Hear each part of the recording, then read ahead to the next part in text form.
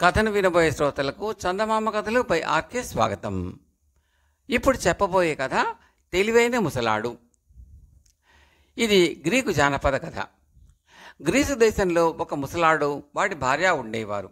ఒకనాడు ముసలాడు తన భార్యతో, ఏమే, డబ్బు అవసరంగా కావాలి, నువ్వు సంతకు పోయి మన ఆవును అమ్మిరా, నే పోదును గాని నాకు కాలు బెణికింది అన్నాడు.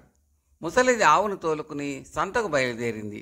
ఆమె కొంత దూరం వెళ్ళేసరికి ముగ్గురు దొంగలు ఆమెను చూసి ముసలిది ఆవును అమ్మబోతున్నదని తెలిసి వారు చవగ్గా దాన్ని కొట్టేయటానికి ఒక ఉపాయం ఆలోచించారు. ఒక దొంగ ముసలిదాన్ని కలుసుకుని, మేకను అమ్మటానికి తీసుకుపోతున్నావా, ఎంత కమ్ముతావేమిటి అని అడిగాడు.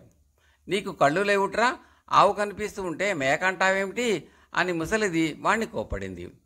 దొంగవాడు విచారంగా తలాడించి, బామ్మ, నువ్వేమన్నా కలగంటున్నావా ఏమిటి, అది మేక, 30 మాటలకు ఆ మేకను నాకు అమ్మేయి అన్నాడు. ముసలిది వాణ్ణి తన చేతి కర్రతో ఓ పోటు పొడిచి ముందుకు సాగింది. ఆమె మరికొంత దూరం వెళ్ళేసరికి రెండో దొంగ తారసపడి, అమ్మమ్మ, ఎక్కడి దాకా ప్రయాణం అన్నాడు. సంతకు నాయనా, దీన్ని అమ్ముకుని వద్దామని బయలుదేరాను అన్నది ముసలిది. 25 మాటలకు నేను కొంటాను, నాకు అమ్మేయి అన్నాడు. నీకు మతిపోయిందిట్రా, నిక్షేపం అంటే ఆవును, మేక ఖరీదుకు అమ్మమంటావా అన్నది ముసలిది. రెండో దొంగవాడు ఆశ్చర్యం నటిస్తూ, పెద్దదాని వయ్యావు, చత్వారం వచ్చేసింది, అందుకే మేకను చూసి ఆవు అనుకుంటున్నావు అన్నాడు. అయితే అయిందిలే అంటూ ముసలిది ముందుకు సాగింది. కానీ ఆమె మనసు ఆరాటపడుతున్నది. తాను బయలుదేరింది ఆవును తీసుకుని కదా, అందరూ దాన్ని మేక అని ఎందుకు అంటున్నారు అని. ఇలా ఆలోచిస్తూ ఆమె మరికొంత దూరం వెళ్ళేసరికి మూడో దొంగవాడు ఎదురుపడి, అత్త, మేకను అమ్మబోతున్నావా ఏమిటి, 20 మాటలకైతే నేనే కొంటాను అన్నాడు. అయితే ఇది మేకేనన్నమాట, ఇదేదో గారడీలాగుంది, నేను బయలుదేరినది ఆవును తీసుకుని అన్నది ముసలిది. అత్త, నీకు పైత్య వికారంలాగా ఉంది, 20 మాటలకు నాకు దీన్ని అమ్మి ఇంటికి పోయి నడుము వాల్చు అన్నాడు మూడో దొంగ జాలిగా. ఒకడు 30 మాటలు ఇస్తానంటే ఇంకోటి 25 అన్నాడు. ఇద్దరికీ కాదని నీకు 20కి ఇచ్చేయమంటావురా, 30 వేసి తీసుకో అన్నది ముసలిది. న్యాయంగా ఈ మేక 30 మాటలు చేయదత్త, పోని పెద్దముండవు, శ్రమపడిపోతావు, 30 తీసుకో అన్నాడు మూడోవాడు. ముసలిది తన ఆవును మేక ఖరీదుకు అమ్మి ఇంటికి తిరిగి వచ్చి జరిగిందంతా తన మొగుడికి చెప్పింది. ముసలాడు ఆ దొంగవాళ్ల వర్ణన వింటూనే వాళ్ళు పొరుగురు కుర్రవాళ్ళు అని పోల్చుకుని, జరిగిందేదో జరిగిందిలే, జరగవలసింది నేను చూస్తాను అన్నాడు. ముసలాడు బయటికి వెళ్ళి ఒకే రకంగా ఉన్న 2 కుందేళ్లను కొనుక్కొచ్చాడు. అందులో ఒక కుందేలును బుట్టలో పెట్టి మూత వేసి రెండో దాన్ని మరో బుట్టలో పెట్టుకుని బయలుదేరుతూ తన భార్యతో, ఏమే, ఈవేళ మనకు అతిథులు వస్తారు, తేనె రొట్టెలు, పాయసము, బాతు మాంసం వేపుడు చేసి సిద్ధంగా ఉంచు. నేను ఇంటికి వచ్చి వంట ఏం చేశావు అని అడుగుతాను, కుందేలు వచ్చి చెప్పినట్టే చేశాను అను, మర్చిపోకు. ఏం చెప్తావు, వంట ఏం చేశావు అని అడిగితే కుందేలు వచ్చి చెప్పినట్టే చేశాను అని అనాలి అని మరొకసారి హెచ్చరించి ముసలివాడు పొరుగు గ్రామం వెళ్ళాడు. ఆ గ్రామం చేరేసరికి ముగ్గురు దొంగవాళ్ళు పానశాల బయట జల్సా చేస్తున్నారు. వాళ్ళు మన ముసలాన్ని చూసి, ఏం ముసలాడా, నీ పెళ్ళానికి ఆవు ఏదో మేక ఏదో కూడా తెలియదే అని వేళాకోళం ఆరంభించారు.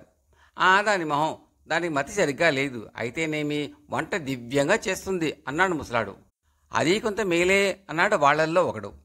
ముసలాడు ఆలోచన నటిస్తూ, ఇవాళ ఏం వంట చేయమందాం, పాయసం తినాలని ఉంది, బాతువేపుడు కూడా, పోతే తేనె రొట్టెలు కూడా తిందాం అని బుట్టలోంచి కుందేలును పైకి తీసి, వసే, నువ్వు వెంటనే ఇంటికి పోయి పాయసము, బాతువేపుడు, తేనె రొట్టెలు చేయమని అమ్మతో చెప్పు అంటూ వదిలేశాడు. అది చెంగు చెంగును ఎగురుతూ క్షణంలో ఇటు మాయమైంది. చిత్రంగా ఉందే, ఆ కుందేలు నిజంగా ఇంటికి పోయి నువ్వు చెప్పిందంతా ముసలిదానికి చెబుతుందా అన్నారు దొంగలు. ఎందుకు చెప్పదు, ఇంతప్పటి నుంచి దాన్ని పెంచాను, నా మాట నమ్మకపోతే మా ఇంటికి వచ్చి మీరు కూడా భోజనం చేయండి అన్నాడు ముసలాడు. ముగ్గురు ముసలాడి వెంట వాడి ఇంటికి వచ్చారు. ముసలాడు, ఏమే, వంట ఏం చేశావు అని భార్యను అడిగాడు. కుందేలుతో కబురు చేశావు కదా, కుందేలు చెప్పిందే చేశాను అన్నది ముసలిది. ఆమె నలుగురికి వడ్డించింది.